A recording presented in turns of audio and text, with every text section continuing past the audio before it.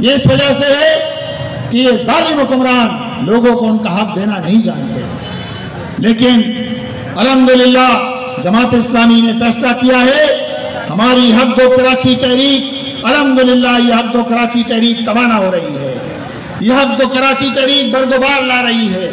हम ना सिर्फ शहर कराची के मसाइल पर अल्हम्दुलिल्लाह जमात इस्लामी एक तवाना आवाज ठीक है, कह दिया है कि कॉस्मेटिक तो यकीनन कॉस्मेटिक है, क्योंकि कोई जो है नहीं इसमें यकीनन डीसी एसीज हैं, वो तो हमारी टीम होती है, हम उसको फराहम करते हैं।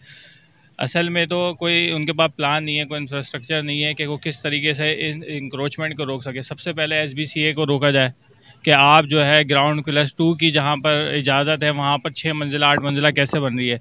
जब इस तरह से किसी इदारे को आप नहीं रोक सकते तो इस तरह से तो ये करके लोग, मुझसे कई लोग मिलते हैं और वो कहते हैं कि ये रमज़ान है और इसमें जो है कमिश्नर और असिस्टेंट कमिश्नर करवा रहा है, वो अपनी जो है ईदी जमा कर रहे हैं।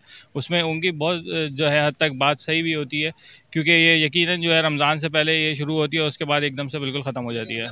और मज़ीद जो है 3 पार्क में हमारे काम चल रहा है और एक ग्राउंड है उसमें भी हमारा काम चल रहा है, मोहम्मदी ग्राउंड, उसमें भी काम चल रहा है, जो हम उसको ग्रीन ग्राउंड बना रहे हैं, ग्रासी ग्राउंड होगा वो। और इसके अलावा ग्रीन बेड्स पे भी हमारा जो है फोकस है, इस पर भी हम काम चल रहा है हमारा। तो इंशाल्लाह अनकरीब जो है उसका भी हिस्सा करेंगे, हो सकता है ईद के बाद उसका भी हमारी कोशिश है कि जल्द से उसका काम मुकम्मल करना है। और बाकायदा जो हम ग्रीन बेड्स पे हमारा काम कर रहे हैं, फिर डाखाने पे एक पार्क था छोटा सा यादगार के नाम था, उस पर भी काम चल रहा है। आने वाले 1 से 1.5 हफ्ते के अंदर उसका भी हिस्सा करते हैं।